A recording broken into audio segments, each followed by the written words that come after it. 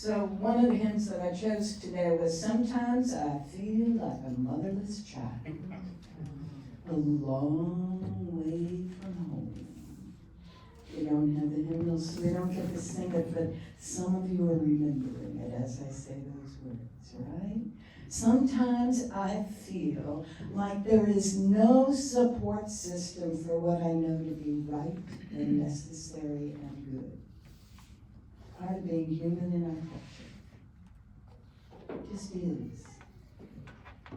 We feel separated from that which is nourishing us, nurturing us, and supporting us. But I want you to know that feeling is based on something that isn't real. False evidence appearing real. F-E-A-R.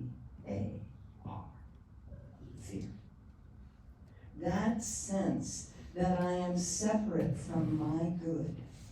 That sense that I am separated from the support and supply is totally impossible to justify simply because I am a body on our mother, the earth. And this is something we need to remember, and why we do this land thing beforehand is because the people who have lived here for thousands of years, and when I did it last time, I talked about 40,000 years of different tribes and different languages and different groups of people, always welcoming, because our Mother the Earth is always welcoming.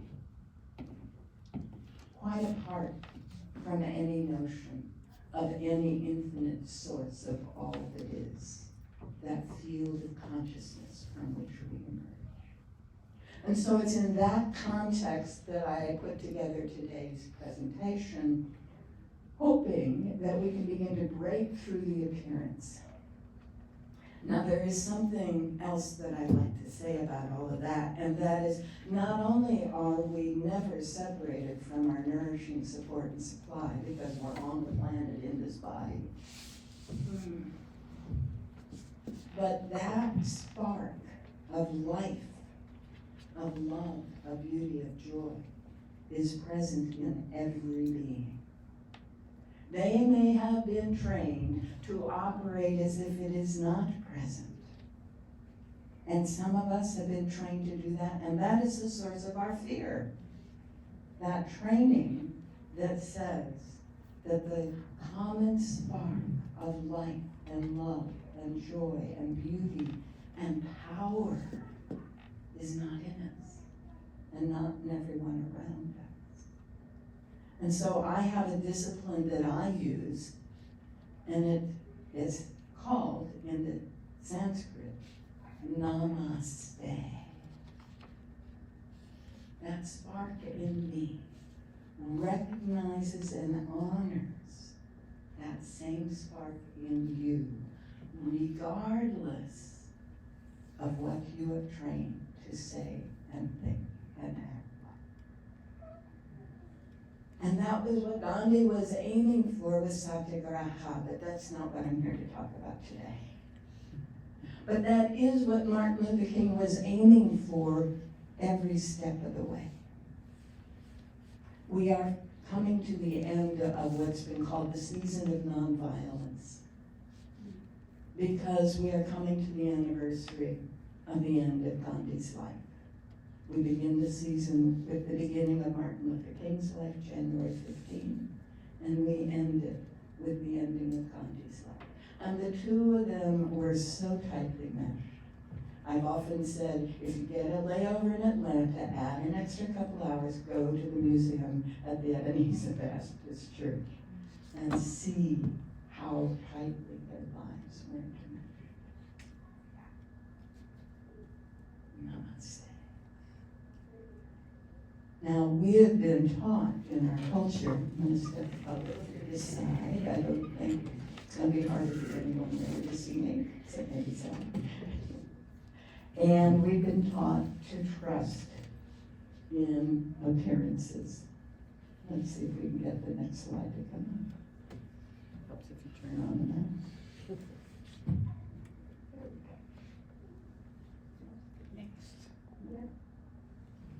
So we have been taught to put our trust in our senses, in our perceptual senses, what we hear, what we see. And it's interesting because way back when Virgil was writing the Aeneid, he was saying, don't do that. Don't trust in those senses. Don't trust in those appearances. And now, recently, we have, okay, don't tell me you can't do that, because I have another way to do it. So, more recently, we have neuroscientists telling us that. So you have a minor shift here.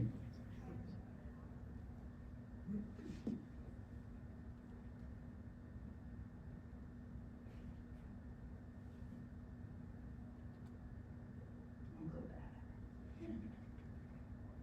There.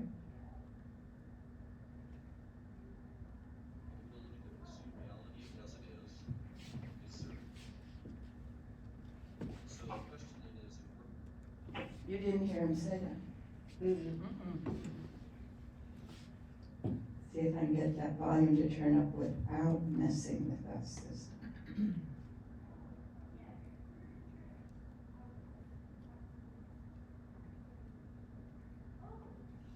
That appears to be volume, yes? That's mute. It's got a plus on it. Oh. The last time I tried to do the volume, I got off the screen. So I'm gonna have to wrestle with this. He was saying, his name is Donald Hoffman, and, okay, I know how to do it, but if you're willing to take over, that's lovely, thank you. So his name is Donald Hoffman. He is a neuroscientist. And his opening line is, the probability that you are seeing reality is 0. 0. Because the way the sense system is working, you have to go to the home.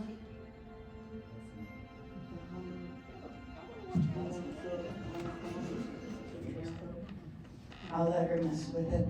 So what he's telling us is the way the perceptual system works is that everything that comes in through the senses is filtered by the brain to the point where literally it says, oh, I recognize this, I know where this is, I'll pull it from the past and I'll put it there. It's literally a film strip on the back of your eyeballs in some cases. As soon as something is familiar in any way, the brain says, oh, it's that, I'll make it look like that. And he gives some very specific things. That was him. That was where we wanted to be. Kind of must sound. Thank you. So as we go forward with our experiences, we have to realize that what we are hearing, seeing, tasting, smelling is not real. Thank you. So let's see if we can get some volume on this.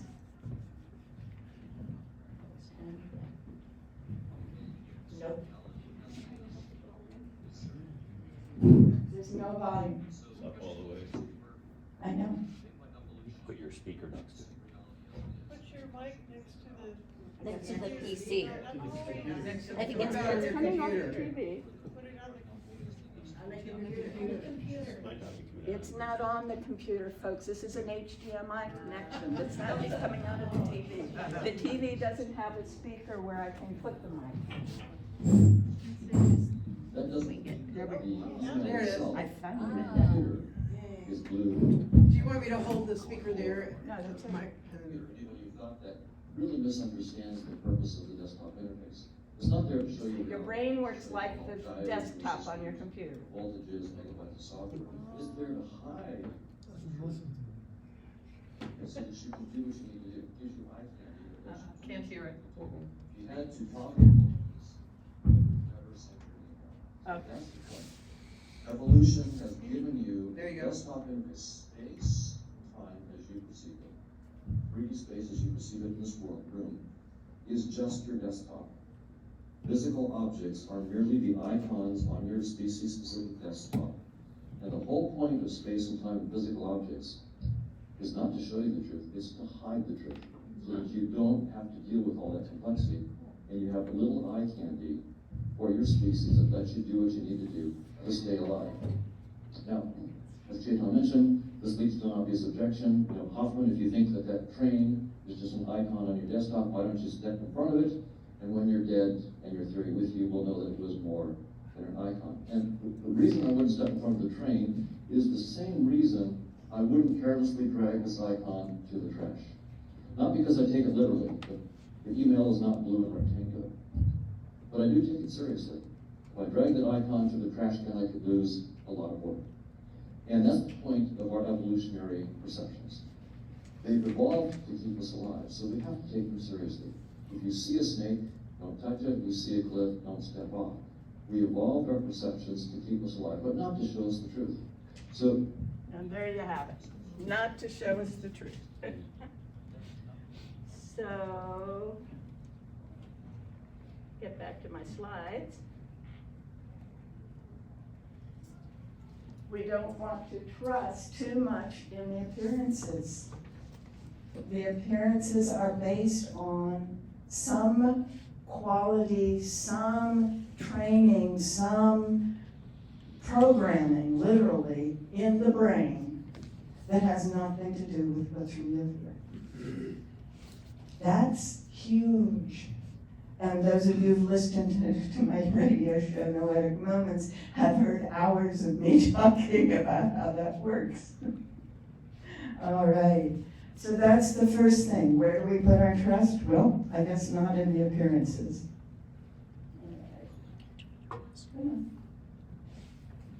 So do we put it in our thoughts? Well, for the same reason, no. Because our thoughts are a function of our programming and our training.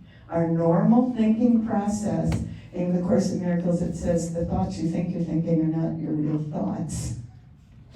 They're a tape that we play over and over and over again to reinforce that structure that created that sense of what the appearances are telling me.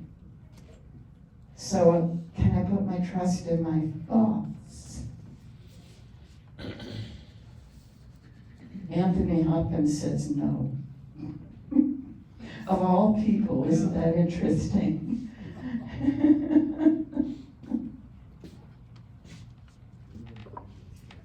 So the next piece is, can I put my trust somewhere else? Oh dear. You can trust Sally. There are a few.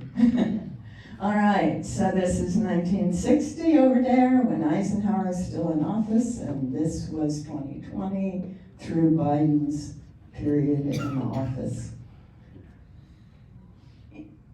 In the years following World War II, actually in the years of the Depression when FDR came in, there was a lot of very powerful work done to get us to trust in our government. And there were ways that they earned our trust. And then there were a lot of events which demonstrated that trust had been misplaced. And that's the pain we're having today around our government. There's a wonderful commentator, I didn't put him in here because it would have been 6 minutes, but David Brooks. Trump is not what you think he is. And I love David Brooks, he's my conservative, because he is heartfelt and logical and understands the historical process. And he's fun. He's got little bits of humor. But he tells us that what's going on now is not what it looks like. He tells us that what is going on now is that the group of the elite intellectuals that have destroyed our culture, that he is one of, are being disempowered in this process. He talks about having graduated from the University of Chicago, which is where I grew up, and my mother and my grandfather and my cousin have all graduated from. And he talks about it being the ultimate intellectual elite, whether you were activist in one direction or activist in another. He has some fun jokes around that. But then he talks about, where he ended up working and how he ended up being there. And some of you remember him as the conservative columnist for the New York paper, right? And he realized, first of all, he was very isolated as a conservative in that environment, but second of all, that they had far more in common than they had differences. The only differences were the how, but the what was the same. And that's so hard for us to remember. We know, nonetheless, that what we thought government would, should, could do for us, it has not been doing. Okay. Come on. All right, well, so some of us go, oh, well, I can always turn on whatever it is, whoever it is, read this paper or read that magazine and get the real skinny. All right, you can't see very much bias to the right or to the left. And right and left have to do with which side of Congress you're sitting on. Or news value and reliability contains inaccurate, fabricated information, fact reporting. Notice that well over 80%, probably 90% are not reporting facts. Some of you may recognize some icons up there. The Associated Press, Reuters, CBS, OPB, not just OPB, National Public Broadcasting. The BBC, NPR, NBC is down below the line of fact reporting. So just be aware that you're getting more opinion than fact no matter what you are reading, no matter who you are listening to, because they are perceiving through their default structure what was in place rather than what is in place. And the point of a really good newsroom is they fact-checked each other, which isn't happening very much in very many places anymore. So this is a fascinating graph. It is a little outdated, it's 3 or 4 years, but we can, grasp the essence of it. So to think I can trust particular media is unfounded also. So who can I trust? What can I trust? Where am I putting my trust?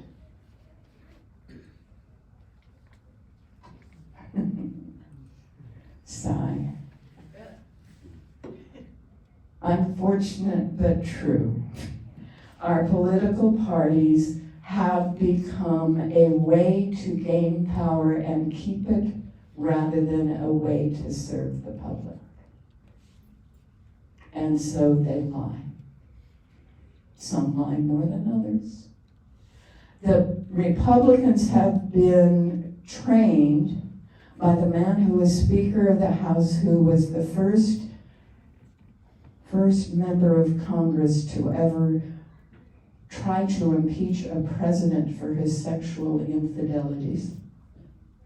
They were normal among presidents until Newt Gingrich decided to impeach Bill Clinton. Now, something else is happening. But the reason he did that is everything else he tried didn't work. Because Bill and Hillary were not the horrible things and people that people wanted them to believe. So Newt Gingrich came to Congress with the intention of always having the Republicans control Congress.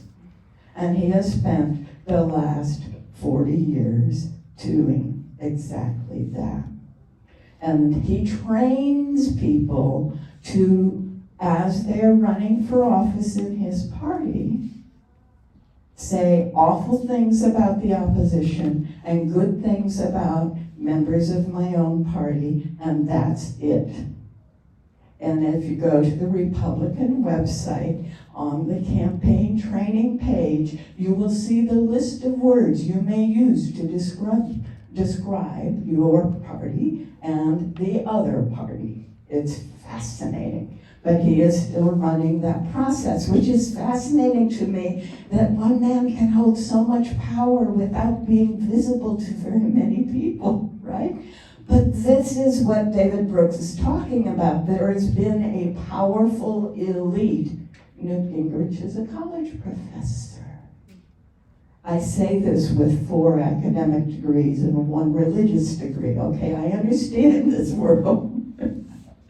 Nonetheless, yes, we have been encouraged to put our trust in political parties while those political parties have failed to be trustworthy, which is a real shame.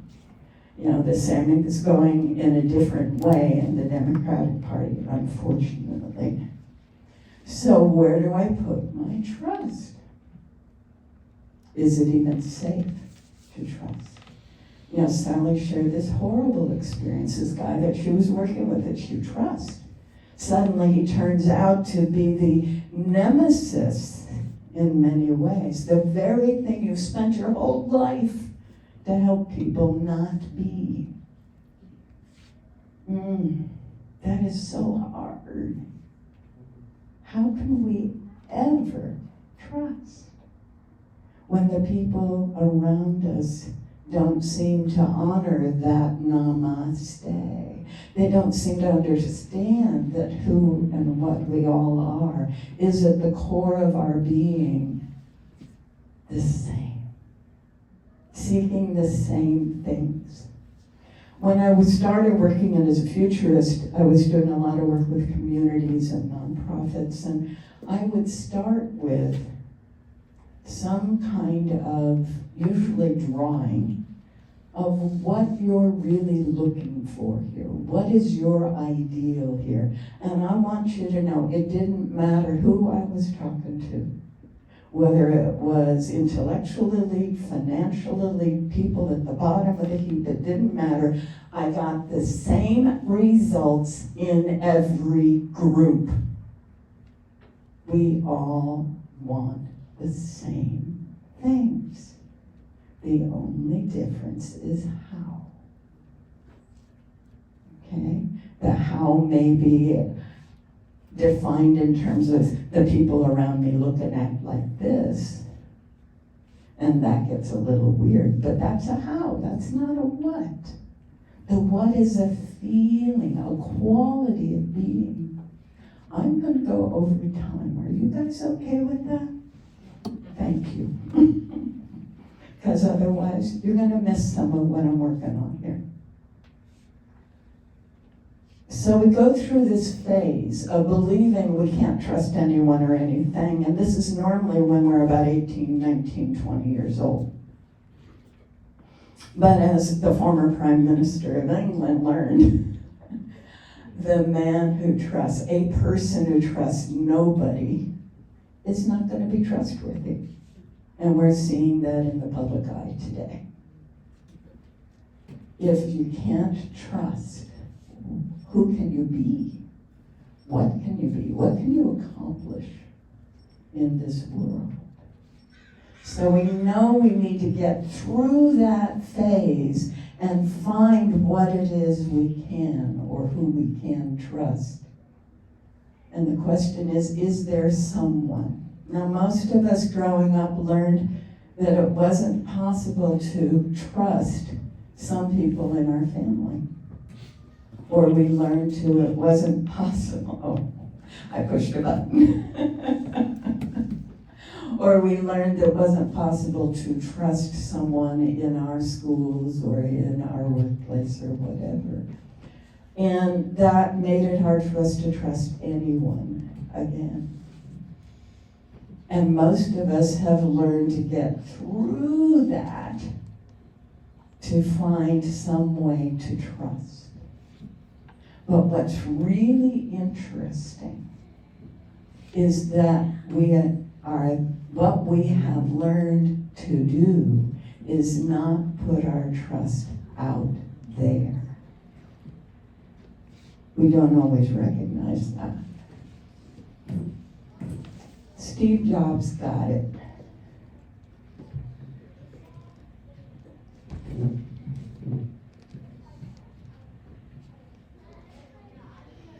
You have to trust that the dots will somehow connect, first of all. You have to trust in something. Your gut, destiny, life, karma, whatever. Now, Steve was that intellectual elite. And he broke out of it to do something that he thought would be a great service to all humanity. And it happened in a garage on the San Andreas Fault, not very far from where I was living, and my friends were kind of helping out, and then Steve was. So all of that place, that realization that I can't trust. Oh, I have to find that within me, or that I can connect with inside to trust. Right?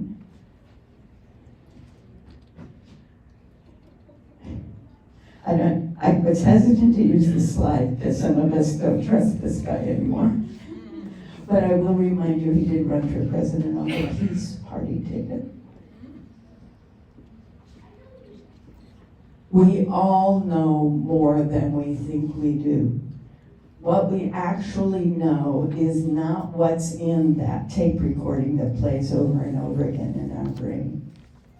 What we actually know is a field around us, an informed energy that is always available to us. And that field is infinite because field energy is everywhere. It's never just one spot. And that's matter is the one spot when energy collapses into a spot. So we have access to far more than our normal thinking allows us to understand. And Golda Meir, the former, was she Prime Minister or President of Israel? Prime Minister of Israel, who had been living in Minnesota as a teacher, right? Trust yourself, create the kind of self that you will be happy to live with. Yeah. And the self that she's talking about is this level of action, thoughts, and words.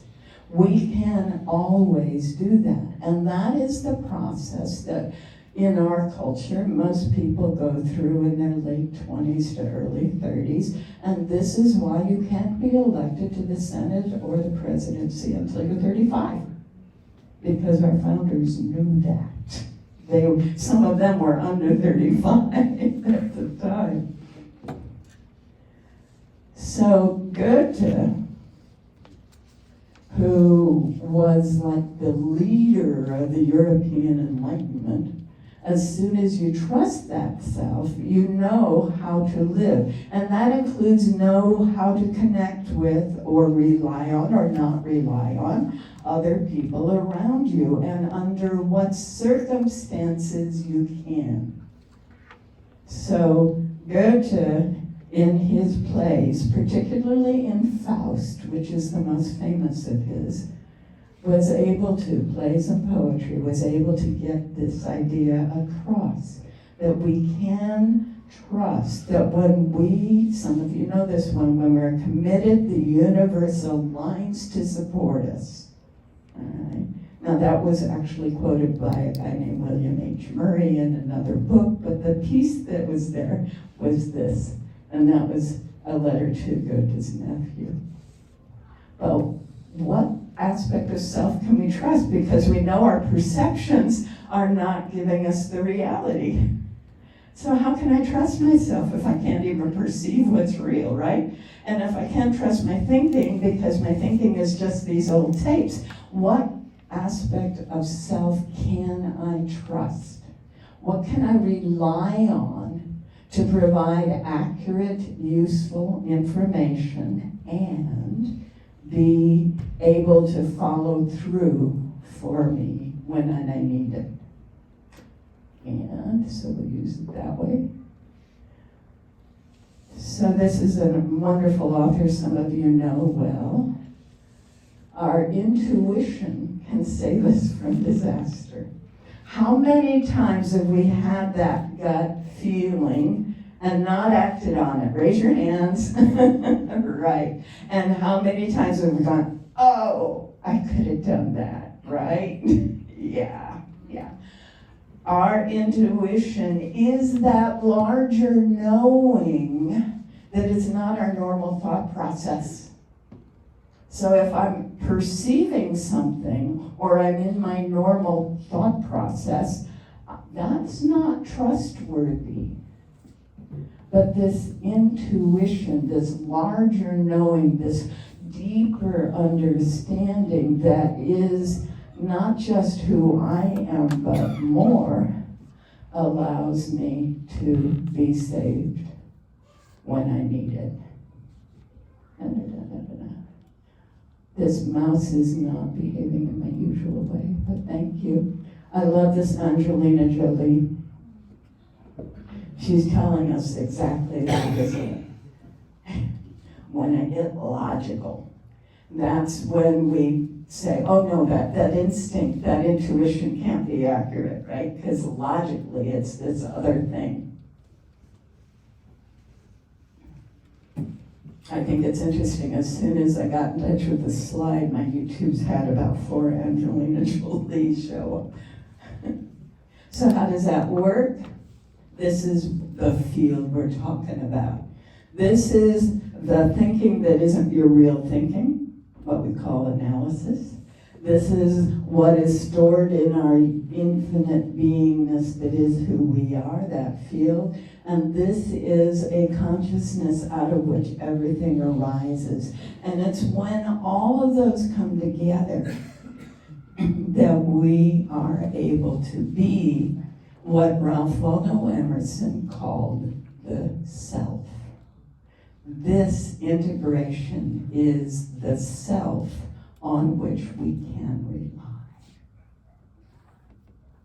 Nothing else. Isn't that interesting? We don't put our trust and our reliance out there. We put it on this beingness that we are. Because this is our unique beingness. This is the unique pattern of being, of energy, if you will, that is us, each of us, and all of us. This image. And this came out of a business institute, which I love. So the more we trust that intuition, the more we can rely on that deeper knowing, then we get this sense of empowerment, and we become stronger, and we become more able to function in the world. And that FEAR is no longer running our lives.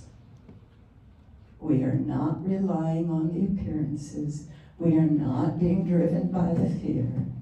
We are empowered to live from a place of deeper knowing and understanding.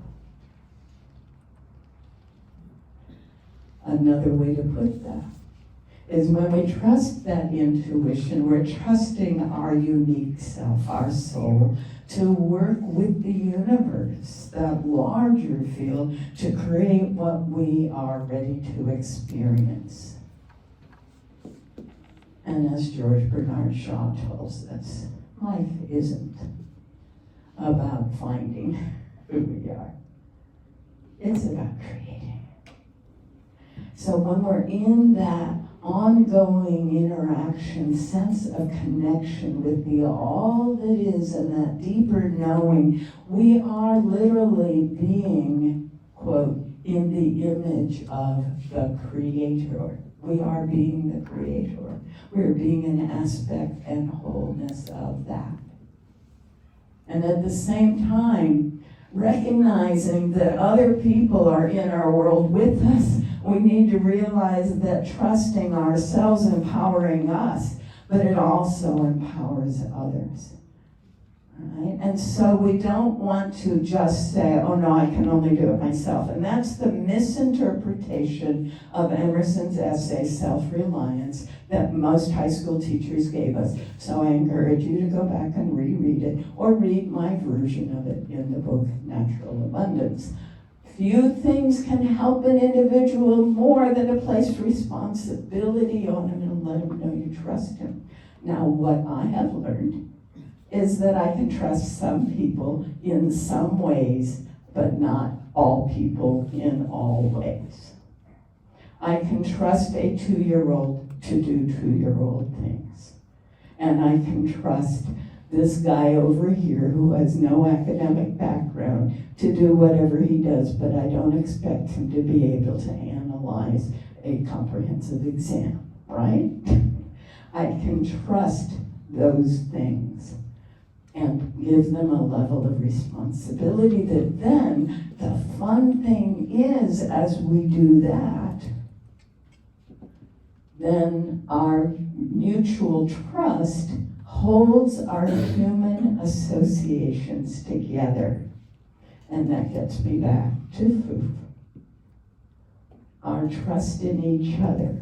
Recognizing that some of us are going to show up in different ways from others, and that is fine. But that's what holds us together. That's our secret sauce. And we do it out of a loving intention to be in relation. And we trust each other fully within the framework of the unique patterns that each of us are. Yes? So this is what holds things together.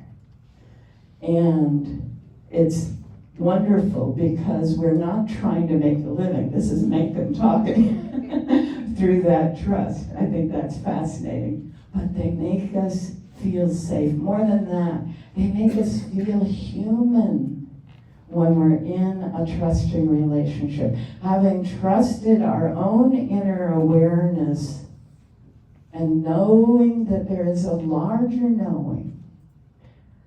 Now there's one other small piece. Sometimes we have experiences that don't feel good. Really? Yeah. And usually those are telling us that we got caught up in the logical, in the thinking aspect of itself, the cultural aspect of self, with its expectations and easy disappointments, rather than relying on that inner knowing and larger consciousness. So when we encourage ourselves and each other, when we trust the people that we choose to have in our lives, we are creating a life that is worth sharing. And that's why we come back week after week to this beautiful group of people, because we want to be living that kind of a life. And we've learned that these are people that each in their own unique way are totally reliable for being themselves in this marvelous, weird cacophony of diversity that is any group of people, because each of us is unique.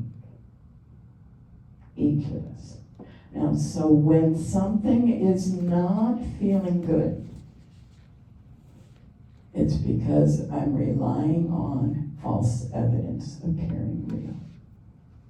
When something is feeling wonderful, it's because I am knowing from that deeper self that truly, in spite of all the things my perceptions are trying to tell me, that are literally the past being replayed over and over again, rather than what is actually happening here. Wow. I need to realize that. And I realize the old ideas no longer serve me. No longer serve. The only things that really serve us are that deeper understanding and knowing. And when we live from that, then truly we see that all is well. I know some of you think I'm an incorrigible idealist. But this is what I see. Not only because I access that as much as I can, as often as I can, and live from that as much as possible, and about half of what's been said today is coming from that place. But also because as I live from that, the appearances start to line up, because the brain now knows that as what is real. So it says, oh, I know that. It looks like this, instead of it looks like that. We have literally rewired our brains over and over again. And we can do it again. So from that deeper place of knowing, I can act in a way that empowers others to operate from that deeper place of knowing, that then ultimately transforms the world around me. The communities I live in, the people that I see. I get to hang out with people like you instead of people that I used to have to hang out with when my brain worked a different way. It's fascinating. It's fascinating. So I release the old thought process and I replace it with that deeper knowing that is who we all truly are. And so let's breathe and realize we're not stuck, we're not victims, we're not being attacked. We are going through a process that is happening more hard than it needed to be, but it is gonna happen no matter what. Humanity cannot live the way we were living. We cannot have the structures we had before. We must have something better.